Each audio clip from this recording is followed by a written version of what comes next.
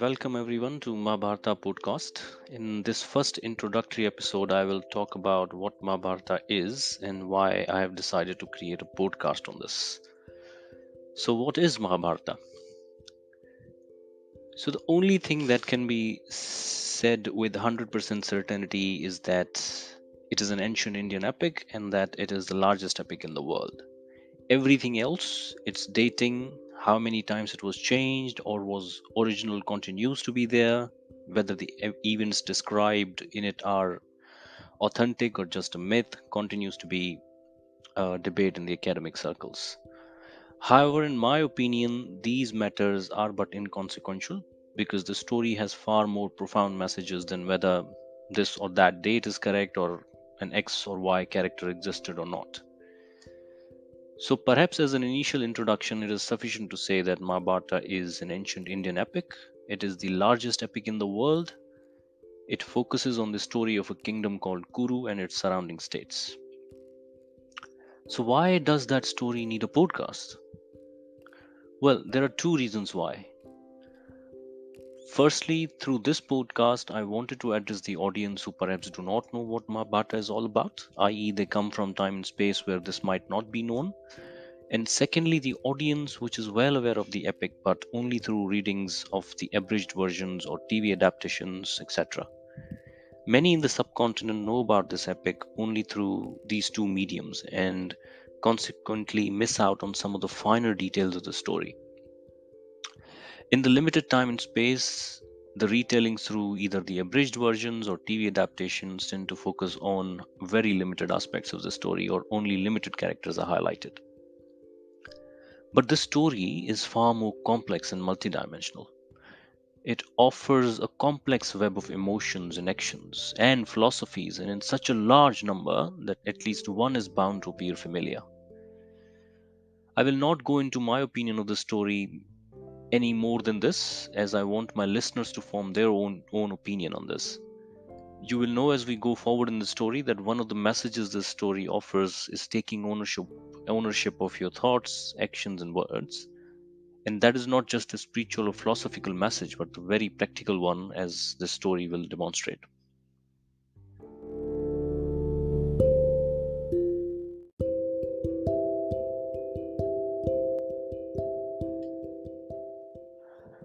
So, before we go into the main content of the story, let's just say a few more words about the epic itself, starting with its wider context uh, and where does it stand in Hindu literature. As you may already be familiar, there are a vast number of Hindu texts, including Vedas, Upanishads, Dharam Shastras, Shrutis, Smritis, Vedantas, Puranas, and Itihasas. And that is just a few categories that I have described. If we were to fit Mahabharatas, it would fit in the category of Itihas, which is a Sanskrit word which literally translates to that which actually happened. So, Itihas is one of the categories in Hindu scriptures, and Mahabharata fits into that category. The word Itihasa, or that which actually happened, as it's the literal translation, would roughly be equivalent to the word history in English. However, many Indic scholars, including those who are well versed in Sanskrit language, agree that Itihas is more nuanced than history. You can know more about this subtle difference between Itihas and history by going online, but for the purpose of this podcast, we'll just say that Mahabharata belongs to the category of Itihasa, which is one of the categories among many in Hindu scriptures. And other Itihas is Ramayana, which is much more shorter epic, but is also considered as an Itihas. So, in short, Mahabharata is part of the ancient Indian literature and fits in the category of Itihas.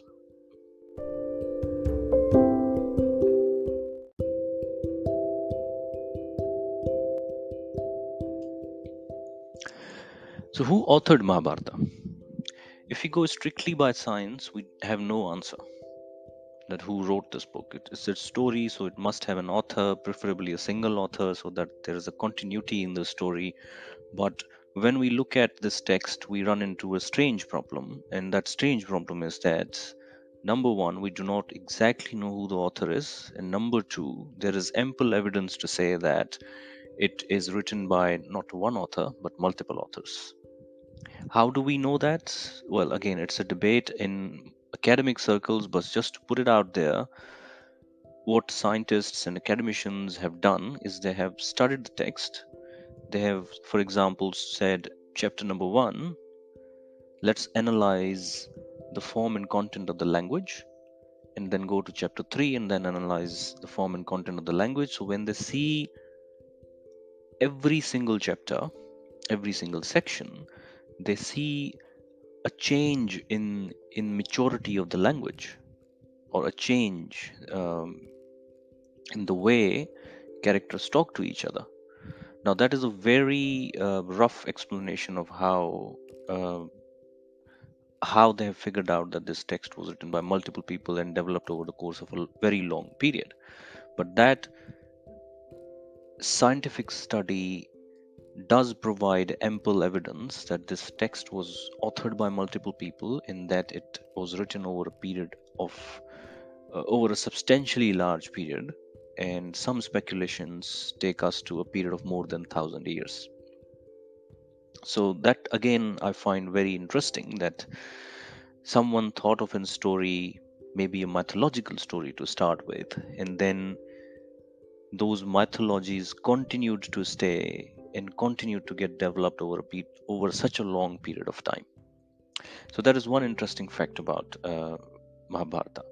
Now, scientifically speaking, as I said, we do not know who wrote the book, but the book itself attributes its authorship to a person called Ved Vyas. If we read other Indian scriptures and talk to other scholars, we come to know that Ved Vyas is not a person, i.e., it's not a proper name. It's a title, it's a position. The proper name of the Ved Vyasa, and now before we go into that area, let's just first understand who the Ved Vyasa is. So again, a very ordinary and rough explanation of a Ved Vyasa is a person who is responsible for classification of Vedas. Vedas is another form, other type of Indian religious texts. A person who is responsible for uh, classification or reclassification of Vedas. What it means, let's just not go into there because that debate is very long. So we'll just stay on the fact that Ved Vyas is basically a title and the person has a job description, and that from other Indian scriptures, we know that over certain periods, in different periods, there were different Ved Vyasas. The Ved Vyasa of Mahabharata has a proper name. His name was Krishna Dupyana. So that is again an interesting name, in that if you're familiar with who Lord Krishna was, he was a central character in the main story of Mahabharata, right? The Krishna Dopyana, the writer of the Mahabharata, according to Mahabharata itself, does not need to be confused with Lord Krishna. Now, some people say that Krishna was first used when Lord Krishna was born. That's not true. Krishna was a very common name. Krishna basically means dark. So, uh, Veda Vyasa, as we know from others, Veda Vyasa of Mahabharata, basically, that he was dark in color, and so was Krishna. So, Krishna was basically a very common name that was used in that age. Now, having said that, it is a unanimous agreement between various scholars that scripture was written by multiple authors, and that whilst the text attributes its authorship to a single person, scientific evidence suggests otherwise. Now, there are multiple possibilities of why it happened. Were there other interpolations made into the text at a later stage that resulted in the diversity of the language used, and other digressions that have been introduced? Perhaps they explain uh, why it appears that the text was written by multiple authors. It could also be possible that the main content or the main story of the text was written by one author and then other interpolations or contextualizations came from other persons. So possibilities are immense.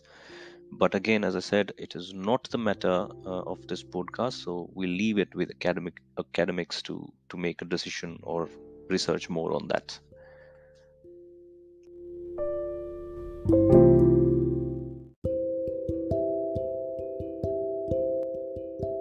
So whose story is this? The Mahabharata.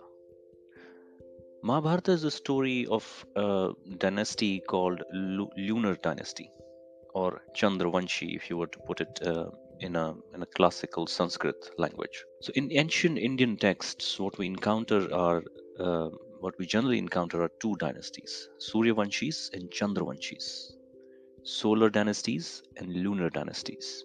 If you are familiar with the epic called Ramayana, which is another Itihasa, that talks about solar dynasty. Mahabharata is the story of lunar dynasty. The book itself presents a very good family tree of the lunar dynasty and covers many, many generations of that particular dynasty. It is very hard to remember the whole family tree without any supporting visual aid, but we'll do so anyways.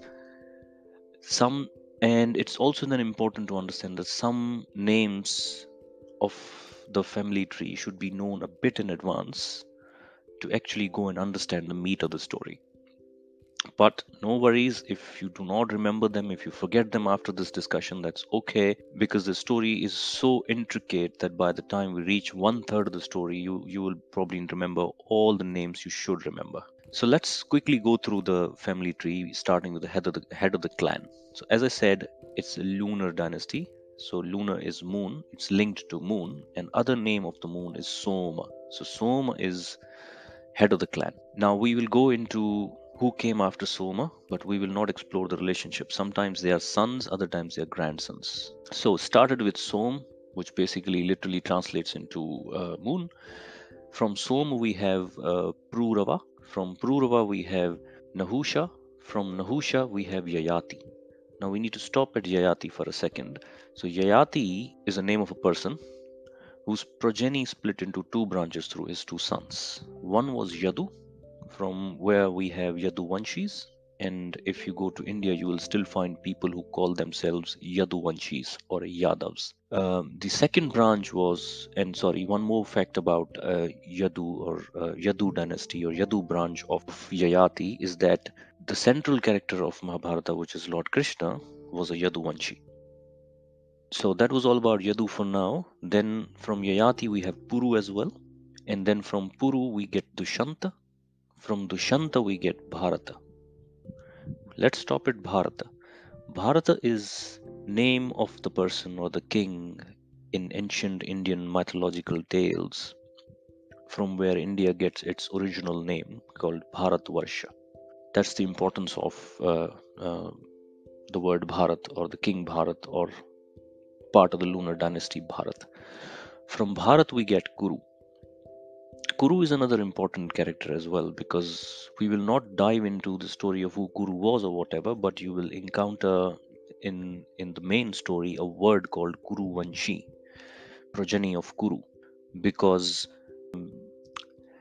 so from Shantanu we get Chitraganda, Vichitravirya, and Bhishma.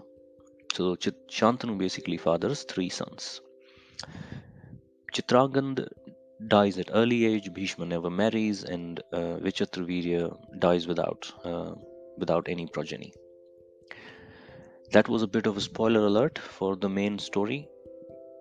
As I said, Vichitravirya died without sons, but he eventually has two sons. So how they came about to be, so we will talk about that in the main story. So Vichitravirya has three sons. Again, as spoiler alert, first is Dhritarashtra, the eldest. Next is Pandu, and after that we have Vidur. From Pandu are born Pandavas, the five brothers. From Dhritarashtra, the eldest of the three, are born Kauravas, the 100 sons of Dhritarashtra. Mahabharata is known as a story of conflict between these two sets of cousins, the sons of Pandu and the sons of Dhritarashtra.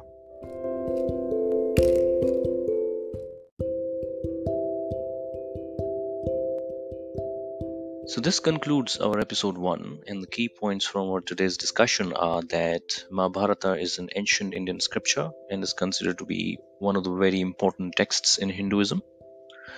We do not know about its author or when the book was written, but the book itself attributes it the authorship to a person named Veda Vyasa. The story is about the conflict between cousins who belong to lunar dynasty or Chandra Vansha. So that's why sometimes the book refers to them as Chandra Vanshis. The story is divided into 18 books, and this is the longest epic known to the world. With that, we'll end it there and we'll see you in next episode. Until then, goodbye and take care.